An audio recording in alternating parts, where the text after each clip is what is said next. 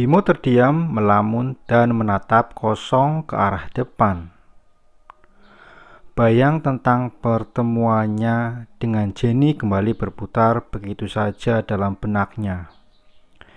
Tiba-tiba saja dia menjadi sangat penasaran dengan kehidupan Jenny yang sekarang.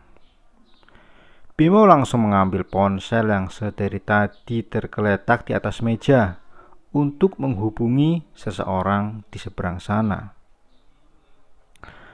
Tolong cari tahu informasi tentang mantan istriku, di mana dia tinggal, dan apa saja yang dia lakukan selama 1 tahun ini, ucapnya kepada orang yang dia telepon.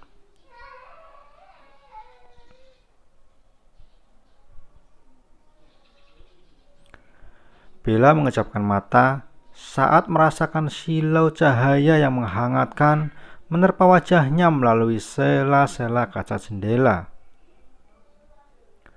Wanita itu langsung menghela napas lega karena dia tidak salah masuk kamar. Dia berusaha mengingat apa yang telah terjadi semalam kepadanya. Bella langsung beranjak turun dari ranjang, berjalan keluar dari kamar untuk mencari suaminya. Di lantai bawah, dia bisa melihat Bimo sedang berbicara dengan seseorang melalui sambungan telepon sembari mengenakan sepatu kerjanya. "Mas," panggil Bella sembari berjalan mendekati Bimo. Pria itu menoleh, melihat ke arah sumber suara, hanya sekilas dan terlihat datar. Setelah itu dia kembali berbicara dengan seseorang di balik telepon selularnya. "Ya, aku akan segera ke sana sekarang. Tolong siapkan saja dokumen kontraknya yang baru," ucap Bimo kepada asistennya di kantor. Dia tak mengacuhkan kehadiran Bella di hadapannya. Wanita itu terdiam memperhatikan raut datar sang suami. Tanpa diminta, Bella berjongkok membantu Bimo memakai sepatunya karena dia melihat suaminya itu seperti sedang terburu-buru. "Terima kasih," ucap Bimo datar setelah selesai memakai sepatu. Dia hendak pergi tanpa menunggu sahutan dari istrinya, namun niatnya ditahan oleh Bella. Istrinya itu berjalan dan berhenti tepat di hadapannya menghalangi jalan. "Ada apa? Apa ada yang ketinggalan?" tanya Bimo datar sembari menaikkan sebelah alisnya. Bella menggelengkan kepalanya. "Aku hanya ingin membenarkan dasi Mas saja." Refleks Bimo menunduk dan baru tersadar. Sedari tadi dia belum merapikan dasinya. "Tidak perlu, aku akan memakainya sendiri nanti di jalan," tolak Bimo sembari ingin pergi. Namun Bella tidak membiarkan niatnya terjadi. Dia memaksa suaminya itu untuk tetap diam agar dia bisa mengerjakan tugas sederhananya sebagai istri. "Mas tidak akan sempat memakainya di jalan karena Mas pasti fokus mengemudi," ucap Bella. Bimo menghela napas panjang. Terdiam membiarkan Bella melakukan yang dia inginkan terhadapnya. Bella memasangkan dasi sembari sesekali mendongak, menatap wajah Bimo yang nampak tak acuh kepadanya. "Sudah sarapan?" tanya Bella. Tidak butuh waktu lama, dia sudah menyelesaikan tugasnya.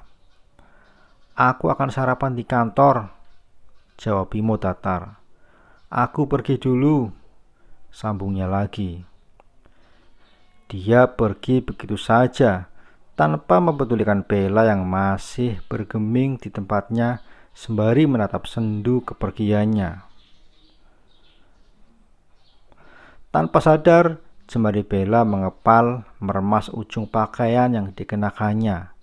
Dia sangat sedih melihat sikap Bimo yang sekarang dingin kepadanya.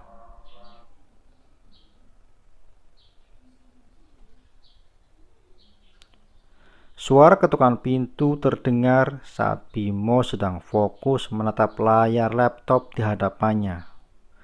Beberapa detik kemudian, terlihat Jenny berdiri menunggu dipersilahkan masuk olehnya. "Masuk," ucap Bimo datar. Jenny berjalan mendekati meja kerja mantan suaminya dengan tenang.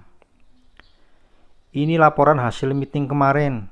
Klien setuju untuk bekerja sama dengan perusahaan," ucap Jenny sembari menyimpan dokumen yang dia bawa di atas meja Bimo. Bimo mengambil dokumen tersebut dan memeriksanya sekilas, lalu kembali menyimpan dokumen itu di mejanya dengan sedikit melempar. "Oke," jawab Bimo singkat dan datar. Kedua alis Jenny mengerut sembari menatap Bimo dengan sorot yang sulit diartikan. "Kau setuju dengan kerjasama ini? Kau yakin?" tanya Jenny ingin memastikan kembali keputusan Bimo. "Ada yang salah?" Bukan menjawab, Bimo malah balik bertanya. "Tidak ada, hanya saja kenapa kau tidak memeriksanya dulu dengan teliti?" Bimo menghela napas panjang sembari membenarkan posisi duduknya. Setelah itu dia menatap wajah Jenny dengan mata tajamnya. "Aku percaya kau tidak akan berani macam-macam, karena itu sama saja kau menghancurkan perusahaan yang telah ayahmu bangun selama ini. Bukan begitu?" Jenny hampir terpancing emosi, namun dia segera tersadar dan berusaha tetap tenang. "Baiklah kalau begitu, aku akan menyiapkan kontrak kerjasamanya dan mengatur jadwal bertemu dengan klien untuk penandatanganan kontraknya," ucap Jenny. Dia berbalik, ingin segera pergi dari ruangan mantan suaminya itu. Baru berjalan beberapa langkah, tiba-tiba Bimo melemparkan pertanyaan yang membuatnya tertahan. "Apa rencanamu sebenarnya?" tanya Bimo datar sembari menatapnya tajam.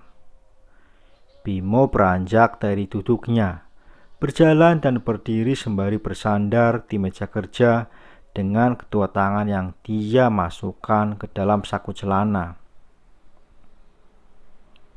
"Aku yakin kau memiliki rencana besar. Itu sebabnya kau kembali ke sini," ungkap Bimo.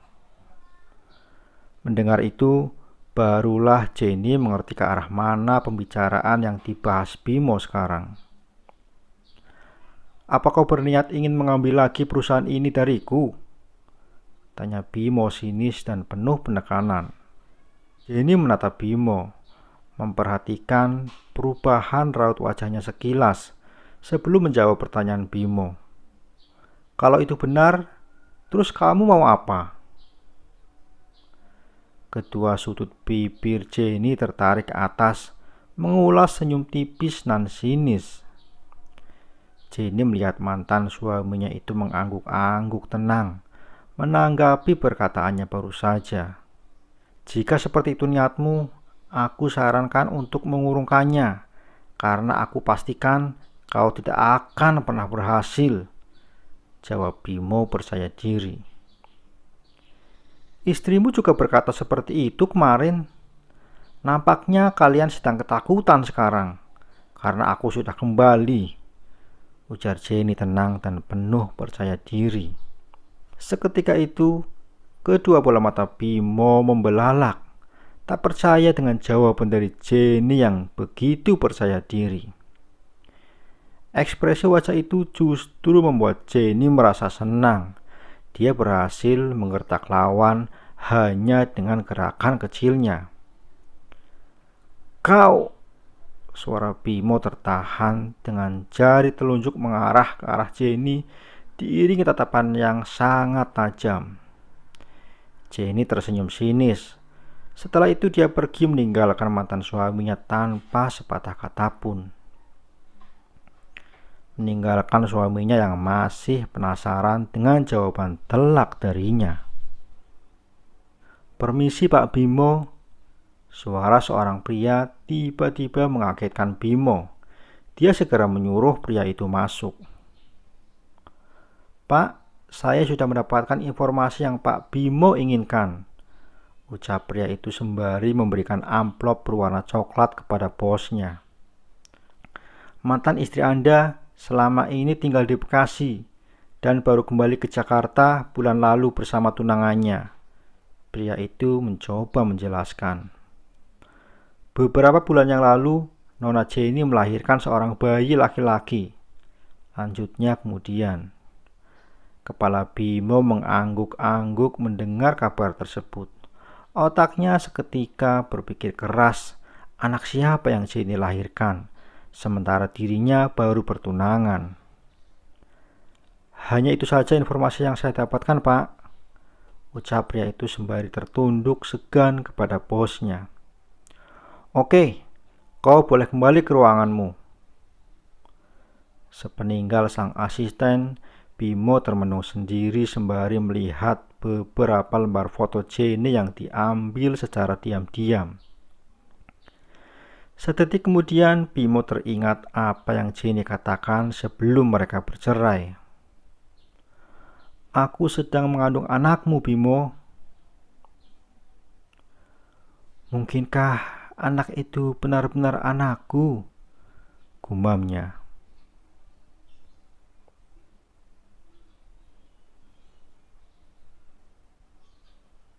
Sepulang dari kantor, Bimo diam-diam mengikuti mobil Jenny hingga berhenti tepat di sebuah bangunan rumah sederhana. Bimo menjaga jarak agar tidak ketahuan sedang menguntit. Dia melihat Jenny turun dari mobilnya dan langsung disambut oleh wanita paruh-baya yang sedang menggendong bayi, yang tak lain ialah Zaki. Tak lama kemudian, mobil lain berhenti di depan rumah Jenny. Bimo mengenal pemilik mobil itu, Fadli. Ya, Bimo pernah bertemu beberapa kali dengan pria itu. Bahkan terakhir kali bertemu beberapa hari yang lalu, saat Fadli menjemput Jenny di kantor. Pemandangan di hadapan Bimo itu nampak terlihat sempurna dan sangat bahagia. Hal tersebut membuat timbul rasa cemburu di hati Bimo. Ada rasa menyesal bergerilya di relung hati terdalamnya, karena dulu telah menyanyiakan Jenny demi ambisi dan wanita lain yang ternyata juga mengkhianatinya. Karma ternyata memang ada.